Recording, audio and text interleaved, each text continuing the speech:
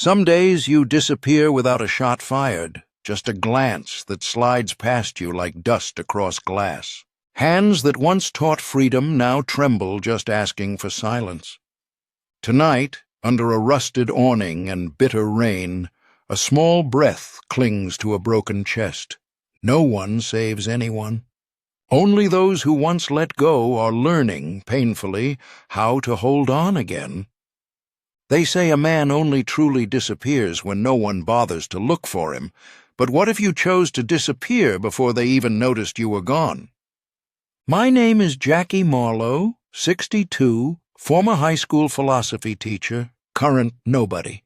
I didn't get here because of drugs or drinking or some fatal mistake that tore my life apart in one dramatic scene. I got here quietly, step by step, like water slipping through a crack you didn't know was there. I remember the exact moment I realized I no longer had a home. It wasn't when they took my keys or when my name got wiped from the mailbox. It was when I walked past the window of a cafe I used to take my wife to every Thursday, and my own reflection looked like someone I wouldn't have hired, wouldn't have invited in, wouldn't have believed.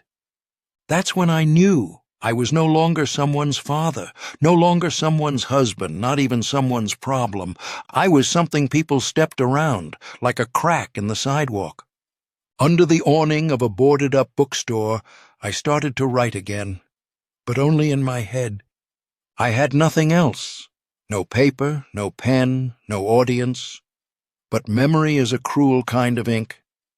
I sat with my back to the cold wall, knees up, coat zipped to my throat like a burial suit. Rain tapped on the tin roof above me with the rhythm of time running out. I closed my eyes and spoke silently to the students I used to teach, as if they were still sitting in front of me, notebooks open, pretending to care. I told them about absurdism, about Camus and Sisyphus, and how we all push a rock up the hill because stopping means admitting the hill wins. But what I didn't tell them, what I didn't dare admit until now, is that sometimes the rock rolls back not because of gravity, but because you let go. I used to talk about free will like it was sacred. Now I wonder if most of us are just reacting to pain in slow motion. When my wife died, my son Daniel turned his grief into silence. I turned mine into lectures. He wanted help. I gave him ideas. He asked me once, "Why do bad things happen to good people?" And I said, "To reveal who's left standing." He never forgave me for that. I didn't attend his wedding. He didn't visit when the school let me go. We've been ghosts to each other ever since. But the worst moment of all wasn't even loud. It came in a missed call. My wife's final voicemail came at 3:07 a.m. I saw it blinking when I woke up at 6. I still remember the message. She just said, "Jackie, And then nothing. And then nothing. Forever. Now I haunt street corners and library steps. I survive by observing people and guessing who might be too guilty to say no to a paper cup. I've learned more about human nature out here than in any classroom. The rich avoid eye contact, the poor give half a sandwich, and teenagers pretend not to see me while secretly wondering if they'll end up like me. You'd think it's the cold that hurts the most, but it's not. It's the conversations that echo in your head long after they're gone. "You always care more about philosophy than people," Daniel had said. He was right. I believed that if I gave him ideas, he'd figure out the rest. But ideas don't hold your hand when you're scared. They don't tuck you in at night. They don't bury your mother. I used to be a man of principle. Now I'm a man of patterns.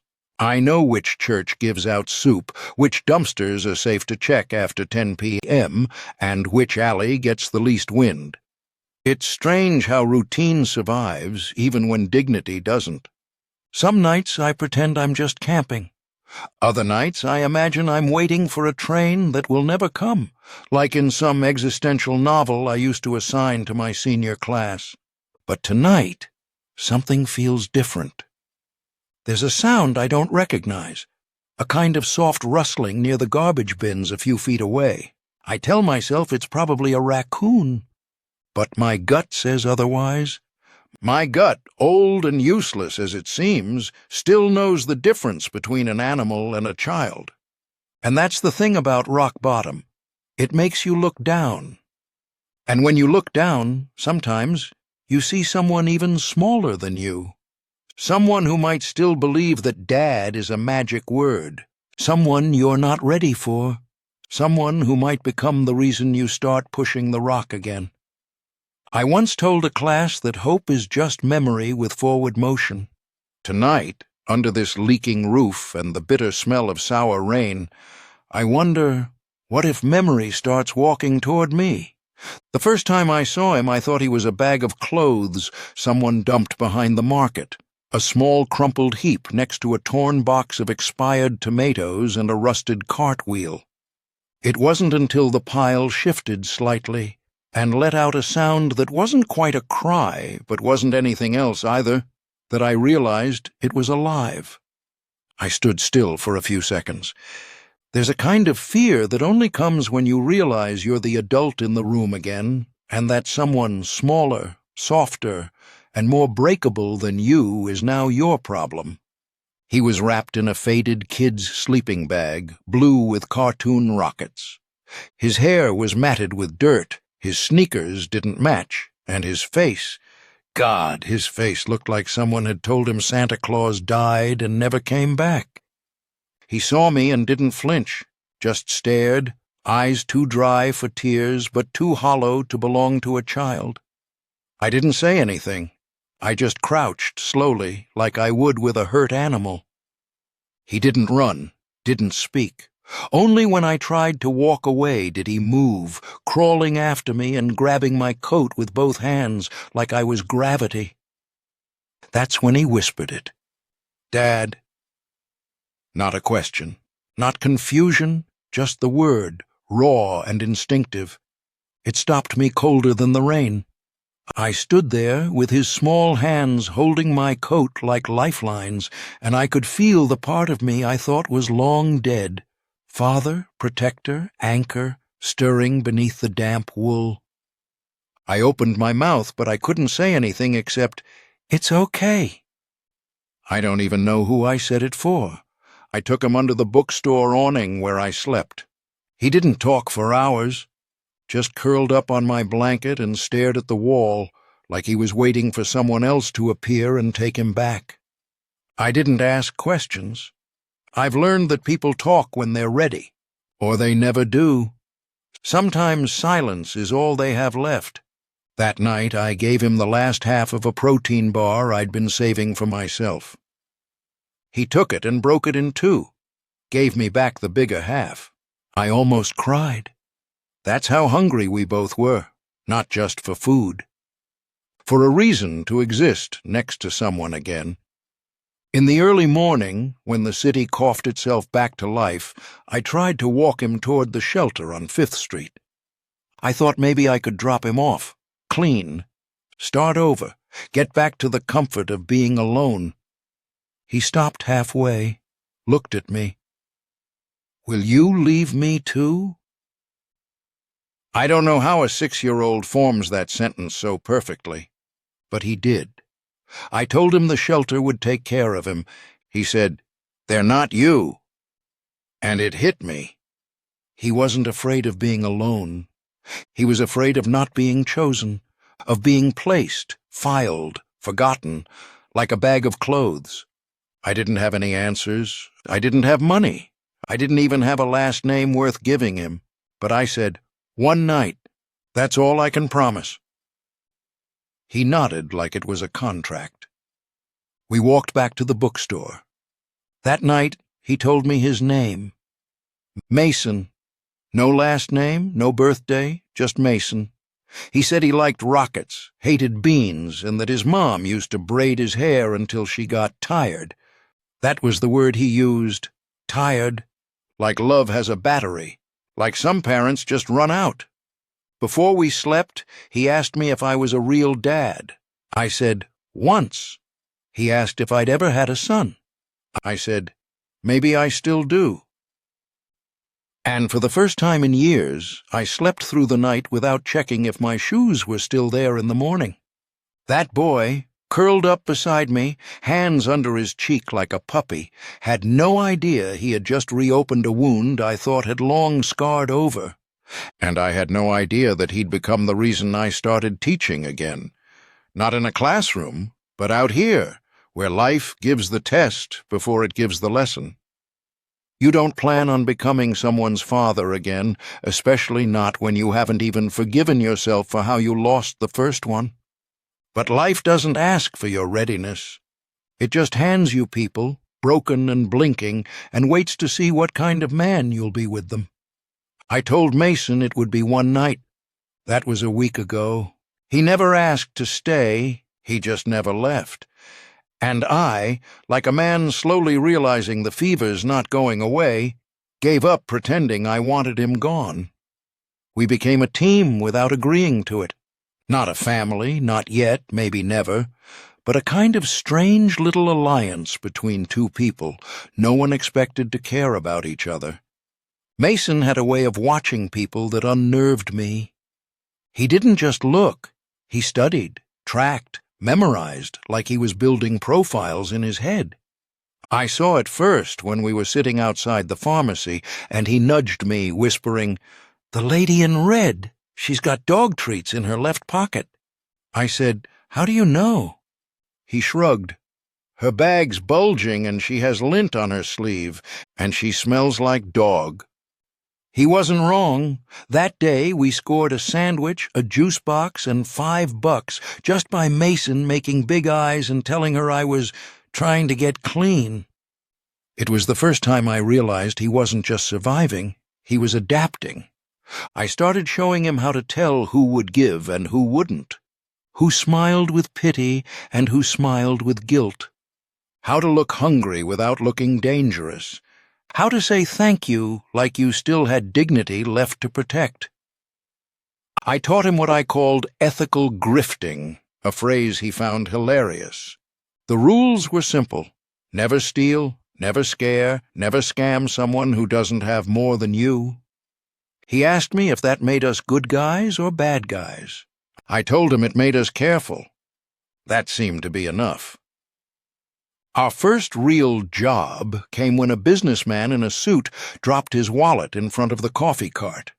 Mason picked it up, ran after the guy, gave it back before I even had time to blink. The man laughed, patted Mason on the head, and handed him a 20. "You're raising him right," he told me. I almost choked. I hadn't heard that phrase in over a decade. That night, Mason split the bill with me like we were business partners. We bought ramen from a street vendor and sat under the freeway eating it like kings. He asked if I'd ever been rich. I said, "Only in patience." He asked if I was sad all the time. I said, "Not when you're quiet." He threw a napkin at me. I threw one back. We laughed. I hadn't laughed in years. There's something criminal about how easy it becomes to love again. You don't plan for it. You just wake up one morning and realize you're counting someone else's breath to fall asleep. I watched Mason sleep every night like some kind of penance. He snored gently, always curled toward me. The way he reached out in sleep, like he needed to make sure I hadn't vanished. And every morning I was still there. Not because I had nowhere else to go, but because, maybe, I was exactly where I was supposed to be. People on the street started calling us the professor and the kid. I didn't correct them. I liked how it sounded, like a book, like a story that might have a middle, not just an ending. Mason once asked me what my favorite quote was. I said, "The only way to deal with an unfree world is to become so absolutely free that your very existence is an act of rebellion." He said that was too long and that his favorite was, "Mac and cheese is good."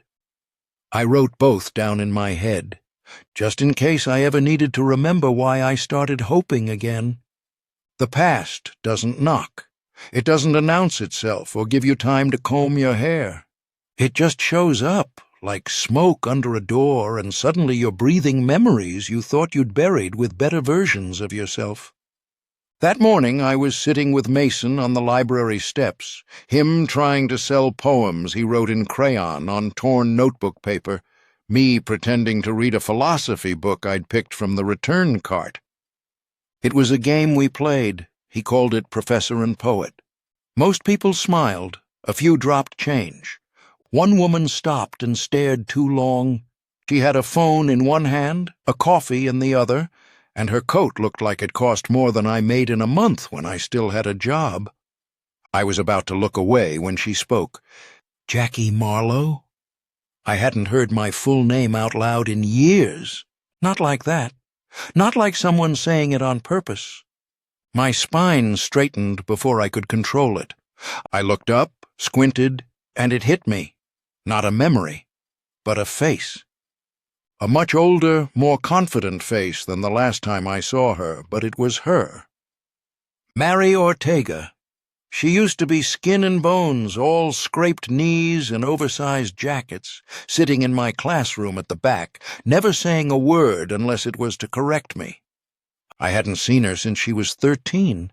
I remembered because her mother had overdosed, and she'd shown up to class the next day with a bruised arm and 0 complaints. I'd stayed after school to help her with extra work. I gave her food. I paid for a field trip once. And one night, after I saw her sneaking out of a liquor store with stolen snacks, I gave her a choice. Call the cops, or let me drive her home and talk. She chose the latter. That was the last time we spoke. Until now. "You saved me," she said, as if it were a statement, not a thank you. "You didn't treat me like I was already doomed. You just handed me a sandwich and told me to read Camus." I laughed dryly. "That sounds like something I'd do." Mason stared up at her like she was a superhero. "Who's she?" he asked. I replied, "Someone from another life." She didn't flinch. "I'm with Channel 11 now. We're doing a series on people surviving the street. But this isn't about work. I saw you. I had to say something." I nodded, unsure if I wanted to punch the air or walk away. Pride and shame make strange bedfellows. She didn't ask for permission. She never had. "You look like hell, but the kid, he looks safe. That's more than most people manage." Then she did something that rattled me. She knelt to Mason's level, handed him a card. "If you ever need help, real help, not just food." And to me she added, "I'm not here to fix you. I just want to say you mattered. Once, maybe still." I wanted to scoff, to say something bitter, but Mason was watching, and so I said, "Thanks." She left. Just like that. I thought that was the end. It wasn't. The next evening, the owner of the Vietnamese food cart waved me over and handed me a bag. "Paid for already. Names on it. Jack and Son." I opened it. Hot noodles, still steaming. There was another the next night, and the one after that. Sometimes soup, sometimes sandwiches, always labeled the same way. Jack and Son. I didn't need to ask who was behind it. I knew Mary had pulled strings, or worse, used her own money, but she hadn't called. She hadn't forced anything. She just helped, silently. That night, Mason looked at the label and asked, "Is that like our restaurant name?" I nodded. "Yeah, maybe someday." He smiled like the world made sense, and I hated how good that made me feel. Because I knew that once people start helping you without asking permission, it means they see more in you than you're ready to live up to. And I wasn't sure I wanted to be seen at all. There's a kind of pain that doesn't shout. It simmers. It waits. It smiles at you through the face of a child doing exactly what you taught him, only twisted. I didn't notice it right away. At first it felt like pride, Mason was getting better. Too good, really. He could read a stranger's mood in seconds, fake a limp convincingly enough to fool a medic, even knew how to squeeze an extra bill out of someone just by whispering, "My dad hasn't eaten today." The lies came smooth. Too smooth. I caught him once pocketing extra coins we didn't count together. I let it go. The second time, he used a fake cough in front of a couple with a baby, made them cry. Got $20. I didn't sleep that night. I told myself it was just survival. He was just adapting. Then came the corner of Main and Beach. A regular spot. Mason spotted a man pulling a cart of recyclables. A homeless vet we'd seen before. Harmless, kind. But that day, Mason tripped in front of his cart on purpose, screamed, rolled like he was hit. The old man panicked. People rushed in. The vet got yelled at, pushed back, confused and shaking. Mason got $25 and 2 free hot dogs. I stood frozen, watching from across the street like a coward. He ran back, proud, breathless, grinning. "Did you see that, Jack?" "Nailed it!" Something snapped. I grabbed him, harder than I meant to, and dragged him into the alley. "What the hell was that?" I hissed. He blinked. "It worked." "He's harmless," I said. "He's one of us." "He's not us," Mason said, suddenly cold. "He's slow, weak. No one gave him anything until I screamed." I slapped him, not hard, but enough to turn his face, enough to turn mine inside out. He stared at me, silent, not angry, not scared, just blank. That was worse. He didn't cry, just walked away. I didn't follow. I sat down. In that alley, beside a leaking trash bag and the sour smell of rot. And I remembered another boy walking away from me. 12 years old, my own son, Daniel. The last time I saw him as a child, I had missed his school play again. He waited at the top of the stairs with the program in his hand. I said I was grading papers. He said, "You didn't come because it wasn't about you." I told him, "I don't owe you applause. I owe you lessons." He looked at me like I wasn't real. "You treat me like an idea," he said, "not a person." I answered the way cowards do, with control. I took the program from his hand, threw it in the bin, and said, "You're acting like you're more than a kid. You're not. You're just another responsibility." That night he locked his door. A year later he moved out. I told people he was cold, detached, a lost cause. I told myself I did my best. But sitting in that alley, smelling failure like wet paper, I knew the truth. I didn't lose Daniel. I gave him up, the way I nearly gave Mason up now. Hours passed. The light changed. The world kept moving like it hadn't noticed I was still there. Then I saw the card. Mary's card. Still in my coat. Still a door if I dared to knock. But I didn't. Not yet. That night I went back to the bookstore awning. Mason wasn't there. His crayon poems were scattered, wet, unread. The last one said, "I used to be good, until good meant nothing." And I realized he hadn't become someone new. He'd just become what he thought I wanted him to be. The thing about second chances is they don't come dressed like salvation. They come dressed like paperwork, logistics, strangers with clipboards, and people smiling just a little too carefully. When Mary showed up again, she didn't say hello. She just sat next to me on the cold bench outside the soup line and handed me an envelope. "Read it when you're sober," she said. I laughed, mostly because I was. But she didn't laugh back. Inside were 3 documents, one for a temporary housing placement, one for a mentorship position at a youth program called Second Thought, and one for Mason, a formal request for placement into a private center for vulnerable children, full support, no cost. "I made some calls," she said flatly. "You still have a name, Jackie. It opens more doors than you think." I stared at the paper. My name looked strange, typed out again, like it belonged to someone cleaner, someone who hadn't slept next to a gas station last night. "You did this without asking," I said. "Because I knew you'd say no," she replied. "And I was tired of waiting for the man who once told me, 'Camus taught us not to wait for meaning to make things matter.'" Her words hit too precisely, like she'd rehearsed them, like she knew where to cut. I told her I wasn't a teacher anymore. She told me that's not what the kids needed. They don't need a teacher. They need a witness, someone who's been to the edge and came back with something to say. "And what if I didn't come back?" I asked. "Then let Mason go," she said without flinching. "Let him have what you didn't." I didn't answer. I folded the papers. I didn't tear them up, but I didn't sign them either.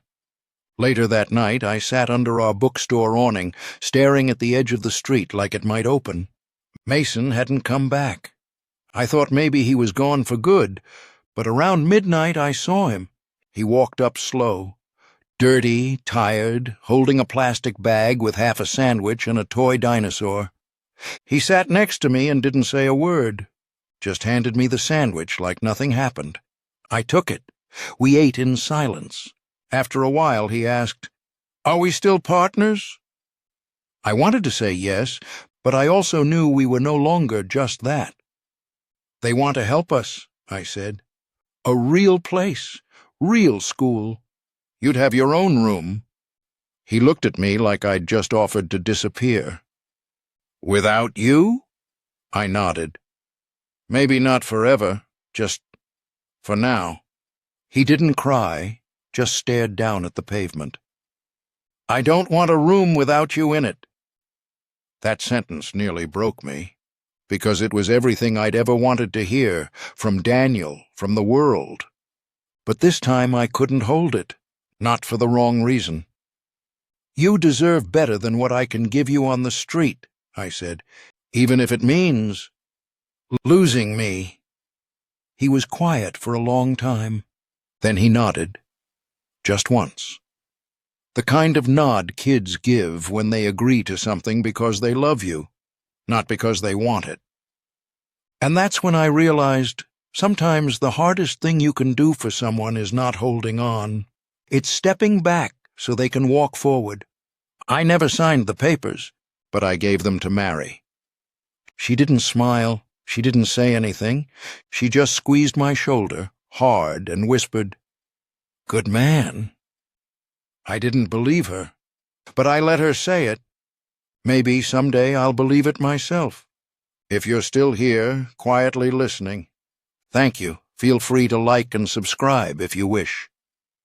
The day after Mason left was quiet in a way that made the wind sound louder. I didn't know what time it was, didn't want to. I just knew the corner was too clean without him. His paper poems were gone. His crayon had rolled under the bench like it didn't know what to do with itself. I sat for hours with a hot coffee someone else had paid for, letting it go cold because I didn't want to drink alone. The bench creaked differently now. Less weight, less reason. I told myself this was good. He was safe, warm, fed. But then, why did I feel like I'd just lost something I wasn't allowed to want in the first place? That evening, Mary sent a photo. Mason in a clean shirt, hair combed, backpack. His eyes were still a little wild, but he was smiling. That kind of smile kids make when they don't know if they're allowed to be happy yet. I didn't reply, didn't trust myself to say something that wasn't just noise. I thought maybe I was free again, unchained. But it turns out freedom feels a lot like being forgotten. I drank a little, not to forget, just to loosen the weight behind my ribs, and in the haze of that half-drunken half-confession, I did something I hadn't done in years. I called my son, Daniel. I didn't expect him to answer. He didn't. Just the same old voice prompt. Cold, clear, younger than I remembered. I hung up before the beep.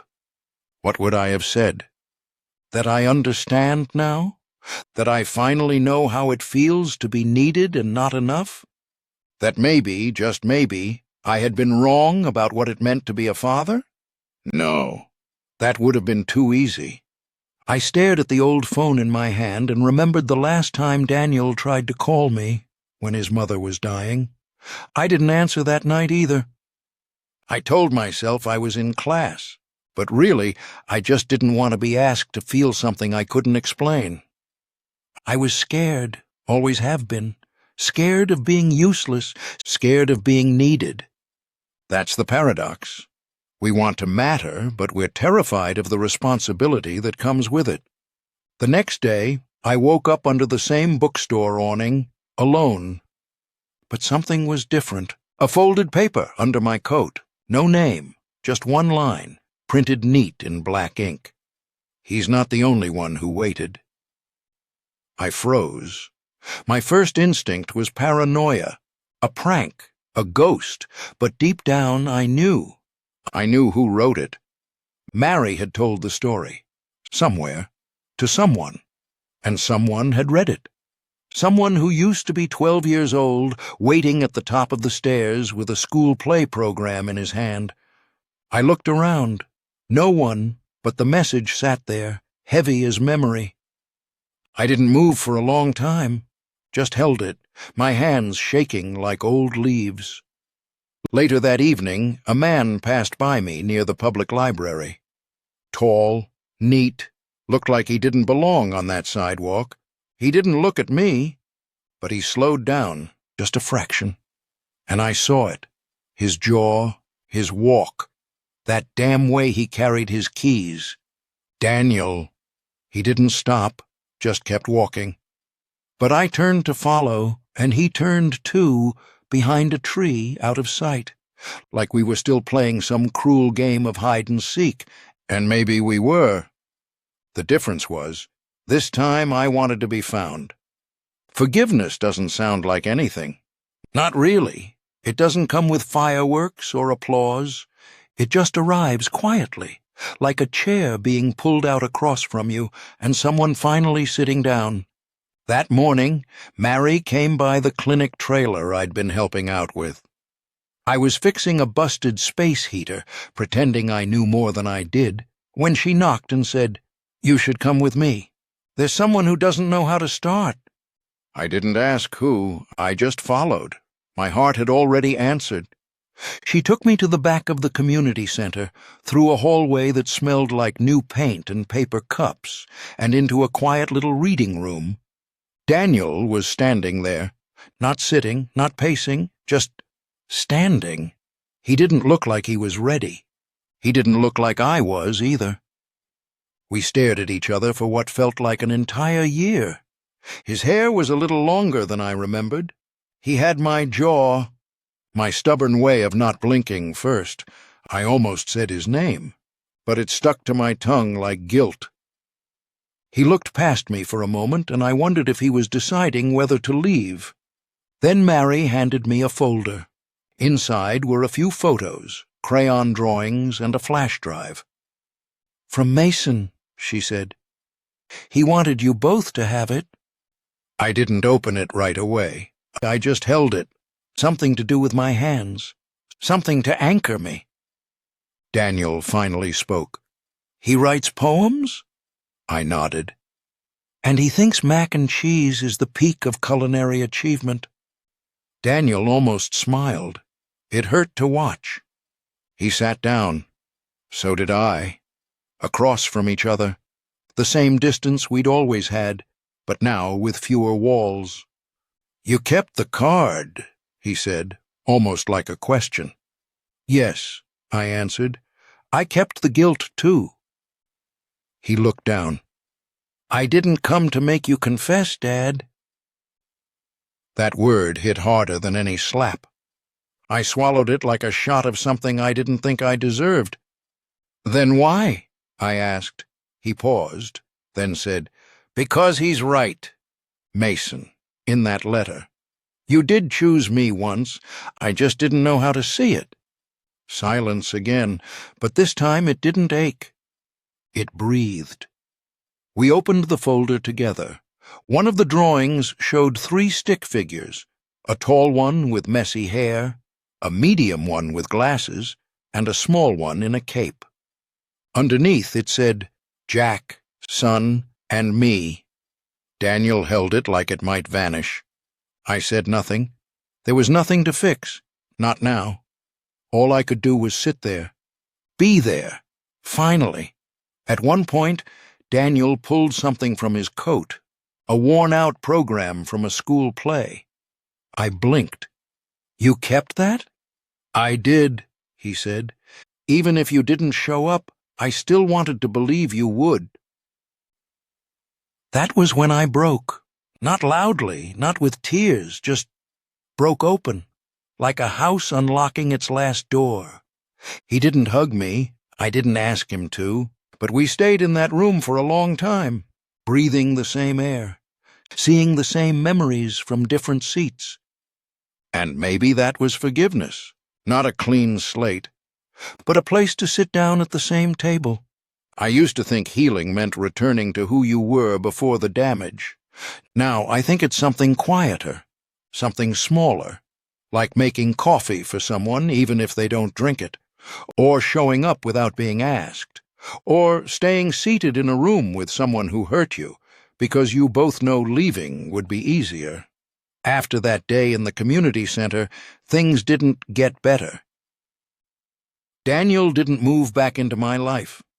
We didn't exchange weekend calls or fix old birthdays, but he sent me a message the week after.